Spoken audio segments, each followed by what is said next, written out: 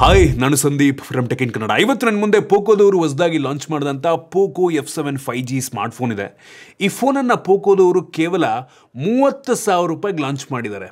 ಈ ಫೋನ್ನ ಸ್ಪೆಸಿಫಿಕೇಶನ್ ಈ ಪ್ರೈಸ್ ರೇಂಜಿಗೆ ಆನ್ ಪೇಪರ್ ಅನ್ಬಿಲಿಯಬಲ್ ಅಂತ ಹೇಳಕ್ಕೆ ಇಷ್ಟಪಡ್ತೀನಿ. ಫಸ್ಟ್ ಆಫ್ ಆಲ್ ಪೋಕೋದವರು ಈ ಫೋನ್ ನನಗೆ ಕಳಿಸ್ಕೊಟ್ಟಿಲ್ಲ, ನಾನೇ ಫ್ಲಿಪ್ಕಾರ್ಟಿಂದ ಆರ್ಡ್ರ್ ಮಾಡಿದ್ದು. ನಾನಿವತ್ತು ಈ ಸ್ಮಾರ್ಟ್ಫೋನ್ ಅನ್ಬಾಕ್ಸ್ ಮಾಡ್ತೀನಿ, ಯೂಸ್ ಮಾಡಿ ನನ್ನ ಎಕ್ಸ್ಪೀರಿಯನ್ಸ್ ನಿಮ್ಮ ಹತ್ರ ಶೇರ್ ಮಾಡ್ತೀನಿ. ಏನು ಚೆನ್ನಾಗಿದೆ, ಏನು ಚೆನ್ನಾಗಿಲ್ಲ, ಕಂಪ್ಲೀಟ್ ಮಾಹಿತಿಯನ್ನು ತಿಳಿಸ್ಕೊಡ್ತೀನಿ. ಅದಕ್ಕಿಂತ ಮುಂಚೆ ನೀವಿನ್ನೂ ನಮ್ಮ tech in Kannada YouTube channel subscribe ಮಾಡ್ಕೊಂಡಿಲ್ಲ ಅಂದರೆ ಈಗಲೇ ಸಬ್ಸ್ಕ್ರೈಬ್ ಮಾಡ್ಕೊಳ್ಳಿ ಮತ್ತು ಬೆಲ್ ಐಕನ್ ಕೂಡ ಕ್ಲಿಕ್ ಮಾಡ್ಬೋದು. ಓಕೆ, ಫಸ್ಟ್ ಈ ಫೋನ್ನ ಅನ್ಬಾಕ್ಸ್ ಮಾಡೋಣ. ಈ ಫೋನ್ನ ಬಾಕ್ಸ್ ನಮಗೆ ಈ ರೀತಿ ನೋಡೋಕ್ಕೆ ಸಿಗುತ್ತೆ. ಈ ಬಾಕ್ಸನ್ನು ಓಪನ್ ಮಾಡಿದ ತಕ್ಷಣ ಇದರೊಳಗಡೆ ಇನ್ನೊಂದು ಸಣ್ಣ ಬಾಕ್ಸು, ಅದರಲ್ಲಿ ಒಂದು sim injection pin, user manual, quick start guide ಮತ್ತು ವಾರಂಟಿ ಕಾರ್ಡ್, ಒಂದು ಬ್ಯಾಕ್ ಕವರ್ ಕೊಟ್ಟಿದ್ದಾರೆ. ರಬ್ಬರಿ ಫಿನಿಷನ್ನು ಹೊಂದಿರುವಂಥ ಕಪ್ಪು ಬಣ್ಣದ ಬ್ಯಾಕ್ ಕವರು. ಕ್ವಾಲಿಟಿ ಪರವಾಗಿಲ್ಲ, ಚೆನ್ನಾಗಿದೆ. ಇದ್ರ ಕೆಳಗಡೆ ನಮಗೆ ಡೈರೆಕ್ಟಾಗಿ ಒಂದು ಸ್ಮಾರ್ಟ್ಫೋನ್ ನೋಡೋಕ್ಕೆ ಸಿಗ್ತಾ ಇದೆ. ಬೆಂಕಿ ಬಿಲ್ಡ್ ಕ್ವಾಲಿಟಿ, ಇದ್ರ ಬಗ್ಗೆ ಆಮೇಲೆ ಮಾತಾಡ್ತೀನಿ. ಇದ್ರ ಕೆಳಗಡೆ ನಮಗೆ 90 ವ್ಯಾಟ್ನ ಒಂದು ಫಾಸ್ಟ್ ಚಾರ್ಜಿಂಗ್ ಅಡಾಪ್ಟರ್ ಕೊಟ್ಟಿದ್ದಾರೆ, ಸೂಪರ್ ವಿಷಯ. ನಂತರ USB type C charging cable, type A type C ಕೇಬಲ್ನ ಕ್ವಾಲಿಟಿ ಕೂಡ ಚೆನ್ನಾಗಿದೆ. ಇದನ್ನು ಬಿಟ್ಟರೆ ಬೇರೇನು ಸಹ ನಮಗೆ ಒಂದು ಬಾಕ್ಸ್ ಒಳಗೆ ಸಿಗ್ತಾ ಇಲ್ಲ. ಇನ್ನು ಡೈರೆಕ್ಟ್ ಆಗಿ ಸ್ಮಾರ್ಟ್ಫೋನಿಗೆ ಬಂತು ಅಂದರೆ ಸದ್ಯಕ್ಕೆ ಈ ಪ್ರೈಸ್ ರೇಂಜಿಗೆ ಇದಕ್ಕಿಂತ ಒಳ್ಳೆಯ ಡಿಸೈನ್ ಬಿಲ್ಡ್ ಕ್ವಾಲಿಟಿ ಹೊಂದಿರುವಂಥ ಫೋನ್ ಸಿಗುತ್ತೆ ಅಂತ ದೇವರಾಣೆ ಅನ್ಸಲ್ಲ. ಕೈಲಿ ಇಟ್ಕೊಂಡ್ರೆ ಎಷ್ಟು ಪ್ರೀಮಿಯಂ ಆಗಿದೆ ಅಂತ ಅಂದರೆ ಯಾವುದೋ ಐಫೋನ್ ಕೈಲಿ ಇಟ್ಕೊಂಡಿದ್ದೀನಿ ಅನ್ನೋ ರೀತಿ ಅನಿಸುತ್ತೆ. ಬಟ್ ಫೋನ್ ಸ್ವಲ್ಪ ಹೆವಿ ಇದೆ, 222 ಗ್ರಾಮ್ ವೆಯ್ಟ್ ಇದೆ ಮತ್ತು 7.98 mm ಥಿಕ್ನೆಸ್ಸನ್ನು ಹೊಂದಿರುವಂಥ ಸ್ಮಾರ್ಟ್ಫೋನು.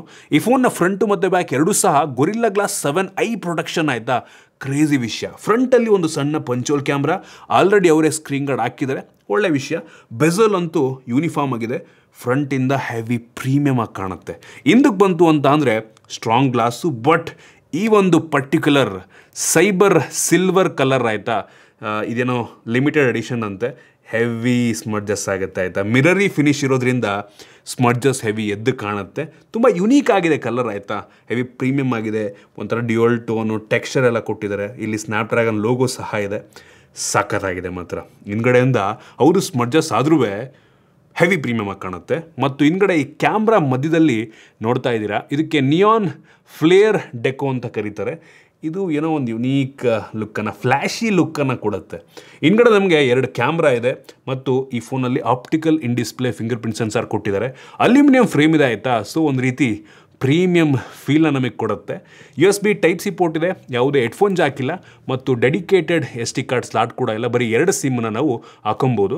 ಮತ್ತು IP ರೇಟಿಂಗ್ ಸಹ ಇದೆ, IP66, 68 ಮತ್ತು 69 ವಾಟರ್ ಮತ್ತು ಡಸ್ಟ್ ರೆಸಿಸ್ಟೆಂಟ್ ರೇಟಿಂಗನ್ನು ಕೊಟ್ಟಿದ್ದಾರೆ. ನೀರಿಗೆ ಬಿದ್ದರೂ ಸಹ ಏನೂ ಆಗೋದಿಲ್ಲ, ಹಂಗಂತ ಟ್ರೈ ಮಾಡೋಕ್ಕೆ ಹೋಗ್ಬೇಡಿ ಜಾಸ್ತಿ ಹೊತ್ತು.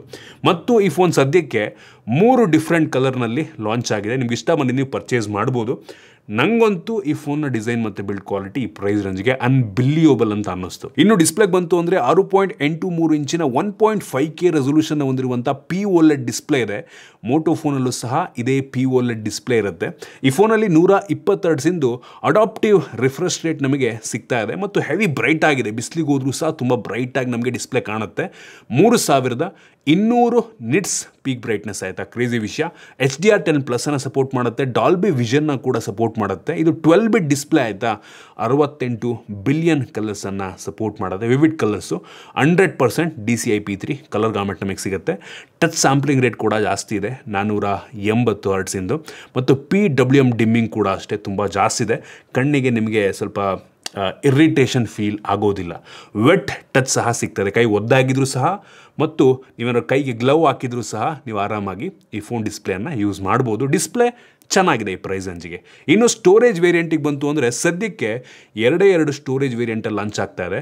12 GB ರ್ಯಾಮು, 256 GB ಸ್ಟೋರೇಜು. ಇನ್ನೊಂದು 12 GB ರ್ಯಾಮು, 512 GB ಸ್ಟೋರೇಜು. ಇದರಲ್ಲಿ ಅಪ್ ಟು 24 GB ತನಕ ಎಕ್ಸ್ಟೆಂಡೆಡ್ ರ್ಯಾಮ್ ಆಪ್ಷನ್ ಸಹ ಇದೆ. ಇದರಲ್ಲಿರುವಂಥ ರ್ಯಾಮ್ ಟೈಪು LPDDR5X ರ್ಯಾಮ್ ಮತ್ತು UFS 4.1 ಸ್ಟೋರೇಜು. ಯಾವುದೇ ಕಾಂಪ್ರಮೈಸ್ ಇಲ್ಲ, ಟಾಪ್ ನಾಚ್ ಅಂತೀನಿ. ಇನ್ನು ಪರ್ಫಾರ್ಮೆನ್ಸಿಗೆ ಬಂತು ಅಂತ ಅಂದರೆ ಹೆವಿ ಪವರ್ಫುಲ್ ಆಗಿರುವಂಥ ಸ್ನ್ಯಾಪ್ಡ್ರ್ಯಾಗನ್ 8S Gen 4 ಪ್ರೊಸೆಸರ್ ಇದೆ ಆಯಿತಾ, ಹೆವಿ ಪವರ್ಫುಲ್ ಆಗಿರುವಂಥ ಪ್ರೊಸೆಸರ್. ಇದು TSMCದು 4 ನ್ಯಾನೋಮೀಟರ್ ಟೆಕ್ನಾಲಜಿಯೊಂದಿಗೆ ಬಿಲ್ಡ್ ಆಗಿರುವಂಥ ಪ್ರೊಸೆಸರ್.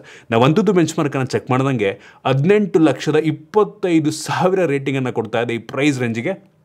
ಕ್ರೇಜಿ ಆಯಿತು. ಹೌದು, ಇದಕ್ಕಿಂತ ಪವರ್ಫುಲ್ ಆಗಿರುವಂಥ ಪ್ರೊಸೆಸರ್ಗಳು ಸಿಗುತ್ತೆ ನಿಮಗೆ. 8 ಎಲೈಟ್ ಎಲ್ಲ ಇದೆ, ಬಟ್ ಈ ಪ್ರೈಸ್ ರೇಂಜಿಗೆ 18 ಲಕ್ಷ ಅಂತದ್ದು ಸ್ಕೋರ್ ಅಂತ ಅಂದರೆ ಕ್ರೇಜಿ ವಿಷಯ. ಈ ಬೆಂಚ್ ಮಾರ್ಕ್ ಮಾಡೋ ಟೈಮಲ್ಲಿ ಬ್ಯಾಟ್ರಿ ಡ್ರೈನ್ ಮತ್ತು ಟೆಂಪ್ರೇಚರ್ ವೇರಿಯೇಷನ್ ಎರಡನ್ನೂ ಕೂಡ ಚೆಕ್ ಮಾಡಿದ್ವು. ಬ್ಯಾಟ್ರಿ ಡ್ರೈನ್ ತುಂಬ ನಾರ್ಮಲ್ ಅನ್ನಿಸ್ತು, 6% ಬ್ಯಾಟ್ರಿ ಡ್ರೈನ್ ಆಯಿತು. Temperature variation maximum 47 degree Celsius ತನಕ ಹೋಯಿತು. ಇದು ಕೂಡ ಒಂದು ಲೆವೆಲ್ಗೆ ನಾರ್ಮಲ್ಲೇ. ಕೆಲವೊಂದು ಫೋನ್ಗಳು ಇದಕ್ಕಿಂತ ಜಾಸ್ತಿ ಹೀಟ್ ಆಗುತ್ತೆ.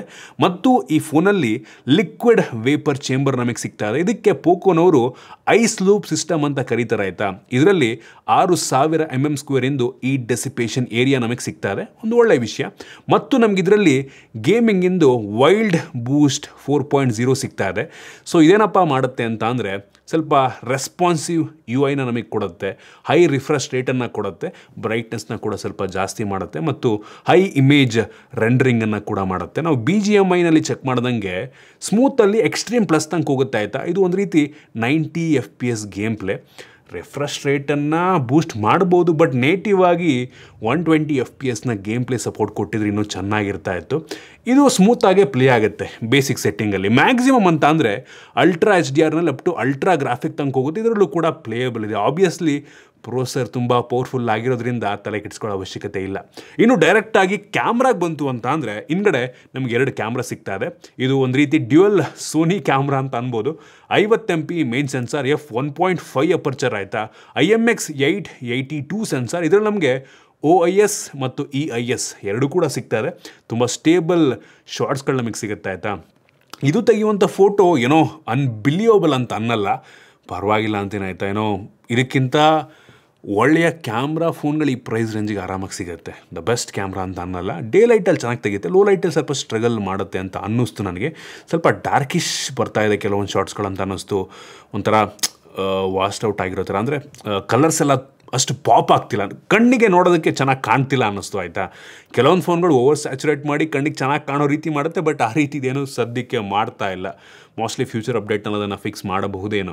ಮತ್ತಿನ್ನೊಂದು 8 MP ultra wide angle camera ಕೊಟ್ಟಿದ್ದಾರೆ. ಇದು ಕೂಡ Sony sensor, f2.2 aperture. Heavy wide ಆಗಿದೆ. ಕ್ಲಾರಿಟಿ ನನಗೆ ನೋಡಬೇಕಾದ್ರೆ ಆ ಕಲರ್ಸ್ ಎಲ್ಲ ಮೇನ್ ಕ್ಯಾಮ್ರಾಗಿಂತ ವೈಡ್ ಆ್ಯಂಗಲೇ ಸ್ವಲ್ಪ ಚೆನ್ನಾಗಿದೆಯಾ ಅನ್ನೋ ರೀತಿ ಅನ್ನಿಸ್ತು. ಬಟ್ ಝೂಮ್ ಮಾಡಿದಾಗ ಕ್ವಾಲಿಟಿ ರಿಟೇನ್ ಆಗಿರಲ್ಲ, ಬರೀ 8 MP ಆಗಿರೋದ್ರಿಂದ.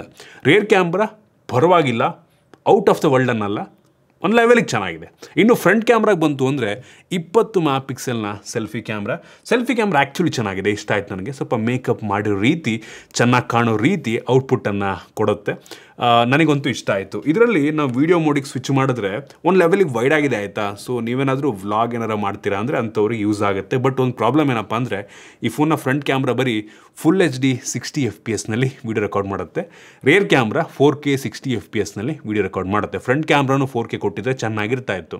ಇನ್ನು ಈ ಫೋನಲ್ಲಿ ನಮಗೆ ಪ್ರೋ ಮೋಡ್ ಆಗಿರ್ಬೋದು, ಪೋರ್ಟ್ರೇಟ್ ಶಾಟ್ಸ್ಗಳು ಕೂಡ ತುಂಬ ಚೆನ್ನಾಗಿ ಬರುತ್ತೆ. ಡಾಕ್ಯುಮೆಂಟನ್ನು ನೀವು ಇದರಲ್ಲೇ ಸ್ಕ್ಯಾನ್ ಕೂಡ ಮಾಡ್ಬೋದು. ಕೆಲವೊಂದು AI ಫೀಚರ್ನ ಕೂಡ ಇದರಲ್ಲಿ ಇಂಟಿಗ್ರೇಟ್ ಮಾಡಿದ್ದಾರೆ. AI ಸ್ಕೈ ಅಂತ ಒಂದು ರೀತಿ ಡ್ರಾಮ್ಯಾಟಿಕ್ ಆಗಿ ಸ್ಕೈಯನ್ನು ಟ್ರಾನ್ಸ್ಫಾರ್ಮ್ ಮಾಡುತ್ತೆ. ಒಂದು ರೀತಿ ಅಂದರೆ ನಂಗೆ ಅನ್ಸಂಗೆ AI ಮುಖಾಂತರ ಡಿಫ್ರೆಂಟ್ ಎಕ್ಸ್ಟ್ರಾ ಕ್ಲೌಡ್ಸ್ ಅದು ಇದನ್ನೆಲ್ಲ ಆ್ಯಡ್ ಮಾಡಿ ನಿಮಗೆ ಔಟ್ಪುಟ್ಟನ್ನು ಕೊಡುತ್ತಾ ಆಯಿತಾ. ಮತ್ತು AI magic eraser pro, so unwanted ಆಬ್ಜೆಕ್ಟನ್ನು ರಿಮೂವ್ ಮಾಡ್ಬೋದು. ಮತ್ತು AI ಎಕ್ಸ್ಪ್ಯಾನ್ಷನ್ನು, ಸೊ ಒಂದು ರೀತಿ ಸೀನನ್ನು ಎಕ್ಸ್ಟೆಂಡ್ ಮಾಡ್ಬೋದು, ನೀವು ಇಮೇಜನ್ನು ಎಕ್ಸ್ಟೆಂಡ್ ಮಾಡ್ಬೋದು. AI ಮುಖಾಂತರ ಎನಾನ್ಸನ್ನು ಕೂಡ ಮಾಡ್ಬೋದು. ಸೊ ನೀವು ಪೋಸ್ಟಲ್ಲಿ ಇದನ್ನು ಬೇಕಾದ್ರೆ ನೀವು ಮಾಡ್ಕೋಬೋದು. ರಿಫ್ಲೆಕ್ಷನ್ನ ರಿಮೂವ್ ಮಾಡ್ಬೋದು. AI ಬ್ಯೂಟಿ ಮೋಡು, ಈ ರೀತಿ ಕೆಲವೊಂದು AI ಫೀಚರ್ಗಳೆಲ್ಲ ಸಿಗ್ತದೆ. ಒಟ್ಟಿನಲ್ಲಿ ಕ್ಯಾಮ್ರಾ ಪರವಾಗಿಲ್ಲ ಅಂತೀನಿ. ಇನ್ನು ಸೆಕ್ಯೂರಿಟಿ ಬಗ್ಗೆ ಮಾತನಾಡಬೇಕು ಅಂತ ಅಂದರೆ optical in display fingerprint sensor ಇದೆ, ಫೇಸ್ ಅನ್ಲಾಕ್ ಸಹ ಇದೆ. ಎರಡು ಕೂಡ ತುಂಬ ಫಾಸ್ಟ್ ಆಗಿದೆ ಮತ್ತು ವೈಡ್ ವೈನ್ L1 ಸೆಕ್ಯೂರಿಟಿ ಕೂಡ ಸಿಗ್ತಾ ಇದೆ. ಇನ್ನು ಬ್ಯಾಟ್ರಿಗೆ ಬಂತು ಅಂತ ಅಂದರೆ one of the biggest battery price ರೇಂಜಲ್ಲಿ 7550 mAh ಕೆಪಾಸಿಟಿಯ ಸಿಲಿಕಾನ್ ಕಾರ್ಬೈಡ್ ಬ್ಯಾಟ್ರಿ ಆಯಿತಾ. ಕ್ರೇಜಿ ವಿಷಯ. One of the biggest battery ಈ ಪ್ರೈಸ್ ರೇಂಜಲ್ಲಿ. ಒಂದು ರೀತಿ ಫ್ಲ್ಯಾಗ್ಶಿಪ್ ಕಿಲ್ಲರ್ ಸ್ಮಾರ್ಟ್ಫೋನ್ ಆಗಿ ಇಷ್ಟು ದೊಡ್ಡ ಬ್ಯಾಟ್ರಿಯನ್ನು ಕೊಟ್ಟಿದ್ದಾರಲ್ವ, ಅನ್ಬಿಲಿಯಬಲ್. ಮತ್ತು ಬಾಕ್ಸ್ ಒಳಗೆ 90 ವ್ಯಾಟ್ನ ಟರ್ಬೋ ಚಾರ್ಜರ್ ಸಿಗ್ತಾ ಇದೆ. ಇದರಲ್ಲಿ ರಿವರ್ಸ್ ವೈರ್ಡ್ ಚಾರ್ಜಿಂಗ್ ಸಹ ಇದೆ. 22.5 ವ್ಯಾಟಲ್ಲಿ ಬೇರೆ ಫೋನ್ನ ಚಾರ್ಜ್ ಕೂಡ ಮಾಡ್ಬೋದು. ಹೆವಿ ಫಾಸ್ಟಾಗಿ ಆಗುತ್ತೆ. ಈ ಫೋನ್ನ ನೀವು ಫುಲ್ 60 ನಿಮಿಷದಲ್ಲಿ ಫುಲ್ ಚಾರ್ಜ್ ಮಾಡ್ಬೋದು. ಮತ್ತು ಬರೀ 26 ನಿಮಿಷದಲ್ಲಿ 50% ಚಾರ್ಜ್ ಆಗುತ್ತೆ. ಮತ್ತು ಅವ್ರು ಹೇಳೋ ಪ್ರಕಾರ 1600 ಬ್ಯಾಟ್ರಿ ಸೈಕಲ್ ಕಂಪ್ಲೀಟ್ ಆದರೂ ಸಹ ಈ ಫೋನಿಂದು ಬ್ಯಾಟ್ರಿ ಕೆಪಾಸಿಟಿ 80% ರೀಟೇನ್ ಆಗಿರುತ್ತಂತೆ. ಇದಕ್ಕೆ ಗ್ಯಾರಂಟಿಯನ್ನು ಸಹ ಕೊಡ್ತಾ ಇದ್ದಾರೆ. ಮತ್ತು ಅವ್ರು ಕನ್ಫರ್ಮ್ ಮಾಡಿರೋ ಪ್ರಕಾರ ಈ ಫೋನಲ್ಲಿ 30 ಗಂಟೆ ಕಂಟಿನ್ಯೂಸ್ ಆಗಿ ನಾನ್ ಸ್ಟಾಪ್ ಇನ್ಸ್ಟಾಗ್ರಾಮ್ ಸ್ಕ್ರಾಲಿಂಗ್ ಮಾಡ್ಬೋದಂತೆ, 24 ಗಂಟೆ ಯೂಟ್ಯೂಬಲ್ಲಿ ಸ್ಟ್ರೀಮ್ ಕೂಡ ಮಾಡ್ಬೋದಂತೆ. ಒಳ್ಳೆಯ ವಿಷಯ. ಇನ್ನು ಓ ಎಸ್ಸಿಗೆ ಬಂತು ಅಂತ ಅಂದರೆ ಆ್ಯಂಡ್ರಾಯ್ಡ್ 15 ಬೇಸ್ಮೆಂಟ್ ಆಗ್ತಿರುವಂಥ ಹೈಪರ್ ಓ ಎಸ್ ಆಯಿತಾ. ಪರ್ಸ್ನಲಿ ನನಗೆ ಈ ಓ ಎಸ್ ಸ್ವಲ್ಪನೂ ಇಷ್ಟ ಇಲ್ಲ ಆಯಿತಾ. ಪರವಾಗಿಲ್ಲ, ಕಸ್ಟಮೈಸೇಷನ್ ಆಪ್ಷನ್ ಎಲ್ಲ ಕೊಟ್ಟಿದ್ದಾರೆ, but heavy themed O S, heavy unwanted ಅಪ್ಲಿಕೇಶನ್ಗಳು, ಐಕಾನ್ಸ್ ಎಲ್ಲ ವಿಚಿತ್ರವಾಗಿದೆ. ನನಗೆ ಅಂಥ ಫೇವ್ರೇಟ್ ಓ ಎಸ್ ಏನೂ ಅಲ್ಲ ಆಯಿತಾ. ಅವ್ರು ಹೇಳೋ ಪ್ರಕಾರ ಈ ಫೋನ್ಗೆ 4 ವರ್ಷಗಳ ಓ ಎಸ್ ಅಪ್ಡೇಟ್ ಕೊಡ್ತಾರಂತೆ, 6 ವರ್ಷಗಳ ಸೆಕ್ಯೂರಿಟಿ ಪ್ಯಾಚ್ ಕೊಡ್ತಾರಂತೆ. ಒಳ್ಳೆ ವಿಷಯ, ಬಟ್ ಸ್ಟಿಲ್ ಓ ಎಸ್ ನಾವು ರೀಡಿಸೈನ್ ಮಾಡಬೇಕಾಯ್ತು. ನಮಗೆ ಕ್ಲೀನ್ ಸ್ಟಾಕ್ ಆ್ಯಂಡ್ ಇದ್ರೆ ಇನ್ನೂ ಚೆನ್ನಾಗಿರುತ್ತೆ. ಇದರಲ್ಲಿ ನಮಗೆ ಸರ್ಕಲ್ ಟು ಸರ್ಚ್ ಫೀಚರ್ ಸಿಗ್ತಾ ಇದೆ, ಗೂಗಲ್ದು ಜೆಮಿನೈ ಫೀಚರ್ ಇದೆ, ಮತ್ತು ಎ ಐ ರೆಕಾರ್ಡ್ ಮಾಡಿಕೊಂಡು ಸಮ್ಮರೈಸ್ ಮಾಡುವಂಥ feature, A I note features ಎಲ್ಲ ಇದೆ, ಇಂಟರ್ಪ್ರಿಟರ್ ಇದೆ. ಸೊ ಈ ರೀತಿ ಕೆಲವೊಂದು ಎ ಐ ಫೀಚರ್ಸನ್ನು ಕೊಟ್ಟಿದ್ದಾರೆ. ಇನ್ನು ಸ್ಪೀಕರಿಗೆ ಬಂತು ಅಂತ ಅಂದರೆ dual stereo speaker, Dolby Atmos speaker ಆಯಿತಾ. ಸ್ಪೀಕರ್ನ ಕ್ಲಾರಿಟಿ ಚೆನ್ನಾಗಿದೆ, ಹೆವಿ ಜೋರಾಗಿ ಕೂಡ ಕೇಳುತ್ತೆ. ಹೈರೇಸ್ ಆಡಿಯೋನ ಇದು ಸಪೋರ್ಟ್ ಮಾಡುತ್ತೆ, ಬಟ್ ಹೆಡ್ಫೋನಲ್ಲಿ ಮಾತ್ರ. ಇನ್ನು ಕನೆಕ್ಟಿವಿಟಿಗೆ ಬಂತು ಅಂದರೆ ಡ್ಯುಯಲ್ ಬ್ಯಾಂಡ್ ಜೊತೆಗೆ ವೈಫೈ 6 ಮತ್ತು ವೈಫೈ 7 ಎರಡೂ ಕೂಡ ಸಿಗ್ತಾ ಇದೆ. ಬ್ಲೂಟೂತ್ 6 ಕೊಟ್ಟಿದ್ದಾರೆ ಆಯಿತಾ, ಫ್ಯೂಚರ್ ರೆಡಿ. NFC ಸಿಗ್ತಾ ಇದೆ, 15 5G ಬ್ಯಾಂಡ್ಗಳು ಸಪೋರ್ಟ್ ಆಗುತ್ತೆ. ಕ್ಯಾರಿಯರ್ ಅಗ್ರಿಗೇಷನ್ ಸಹ ಇದೆ. ಅವಶ್ಯಕತೆ ಇರುವಂಥ ಎಲ್ಲ ಸೆನ್ಸಾರ್ಸ್ಗಳನ್ನು ಕೊಟ್ಟಿದ್ದಾರೆ. ಇದಿಷ್ಟು ಈ ಫೋನಿಂದು ಕೆಲವೊಂದು ಮೈನ್ ಫೀಚರ್. ಒಂದು ರೀತಿ ಆಲ್ರೌಂಡ್ ಅವಶ್ಯಕತೆ ಇರುವಂಥ ಎಲ್ಲ ಫೀಚರ್ ಟಾಪ್ ನಾಚ್ ಇದೆ ಆಯಿತಾ. ಹೌದು, ಕೆಲವೊಂದು ಡ್ರಾಬ್ಯಾಕ್ಸ್ಗಳು ಸಹ ಇದೆ. ಫಾರ್ ಎಕ್ಸಾಂಪಲ್, ಇದರಲ್ಲಿರುವಂಥ ಕ್ಯಾಮ್ರಾ ಸ್ವಲ್ಪ ಚೆನ್ನಾಗಿರಬೇಕಾಗಿತ್ತು ಇನ್ನೂ, ಮತ್ತು ಇದರಲ್ಲಿರುವಂಥ ಓ ಎಸ್ ಅಷ್ಟಕ್ಕಷ್ಟೇ ಅಂತ ಅನ್ನಿಸ್ತು. ಈ ರೀತಿ ಕೆಲವೊಂದು ಫೀಚರ್ಗಳು ಬಿಟ್ಟರೆ ಆಲ್ಮೋಸ್ಟ್ ಉಳಿದಿದ್ದೆಲ್ಲ ಸೂಪರ್ ಆಗಿದೆ. ಗೇಮಿಂಗ್ ಸಹ ಅಷ್ಟೇ, 120 FPS ಸಪೋರ್ಟ್ ಕೊಟ್ಟಿದ್ರೆ ನೇಟಿವ್ ಆಗಿ ಇನ್ನೂ ಚೆನ್ನಾಗಿರ್ತಾಯಿತ್ತು. ಮೋಸ್ಟ್ಲಿ ಫ್ಯೂಚರೆಲ್ಲ ಅಪ್ಡೇಟ್ನ ಕೊಡಬಹುದೇನೋ. ನೋಡ್ರಪ್ಪ, ನಿಮಗೆ 30,000 ರೂಪಾಯಿಗೆ ಒಳ್ಳೆ ಪರ್ಫಾಮೆನ್ಸ್, ಒಳ್ಳೆಯ ಬ್ಯಾಟ್ರಿ, ಒಳ್ಳೆಯ ಡಿಸ್ಪ್ಲೇ ಬೇಕು ಅಂದರೆ ಇದೊಂದು ಆಪ್ಷನ್ ಆಗಬಹುದು. ಆಲ್ರೆಡಿ 30,000 ರೂಪಾಯಿಗೆ ಲಾಂಚ್ ಆಗಿದೆ. ಫ್ಯೂಚರ್ನಲ್ಲಿ ಏನಾದರೂ ಸೇಲ್ ಗೀಲ್ ಟೈಮಲ್ಲಿ ತೊಗೊಂಡ್ರೆ ಇನ್ನೂ ಕಡಿಮೆಗೆ ಸಿಗ್ಬೋದು. ಒಟ್ಟಿನಲ್ಲಿ ಅನ್ಬಿಲಿಯಬಲ್ ಆಗಿದೆ. ಈ ಒಂದು ಫೋನಲ್ಲಿ ಸ್ಟಾಕ್ ಆ್ಯಂಡ್ರಾಯ್ಡ್ ಏನಾದ್ರು ಇದ್ಬಿಟ್ಟಿದ್ರೆ ನೆಕ್ಸ್ಟ್ ಲೆವೆಲ್ ಇರ್ತಿತ್ತು. ಹೆವಿ ಪ್ರೀಮಿಯಮ್ ಆಗಿದೆ. ಹೇಳಿದ್ನಲ್ಲ, ಕೈಲಿ ಇಟ್ಕೊಂಡ್ರೆ ಐಫೋನ್ ಇಟ್ಕೊಂಡಿರೋ ರೀತಿ ಅನಿಸುತ್ತೆ. ಸಖತ್ ಇಂಪ್ರೆಸ್ ಮಾಡ್ತು ನನಗೆ. ಇದಿಷ್ಟು ಈ ಫೋನ್ ಬಗ್ಗೆ ನನ್ನ ಆನೆಸ್ಟ್ ಒಪಿನಿಯನ್. ನಿಮ್ಗೆ ಇದ್ರ ಬಗ್ಗೆ ಏನಿಸ್ತು ಕಾಮೆಂಟ್ ಮಾಡಿ. ಇಷ್ಟ ಆಗಿದ್ರೆ ಲೈಕ್ ಮಾಡಿ, ಶೇರ್ ಮಾಡಿ. ಇದೇ ರೀತಿ ನಮ್ಮ ಬೇರೆ ಬೇರೆ ವೀಡಿಯೋಗಳಿಗೆ ನಮ್ಮ tech in Kannada YouTube channel subscribe ಮಾಡ್ಕೊಂಡಿಲ್ಲ ಅಂದರೆ ಈಗಲೇ ಸಬ್ಸ್ಕ್ರೈಬ್ ಮಾಡ್ಕೊಳ್ಳಿ ಮತ್ತು ಬೆಲ್ ಐಕಾನ್ ಕೂಡ ಕ್ಲಿಕ್ ಮಾಡ್ಬೋದು. ಸಿಗೋಣ ಮತ್ತೆ ಮುಂದಿನ ವೀಡಿಯೋದಲ್ಲಿ.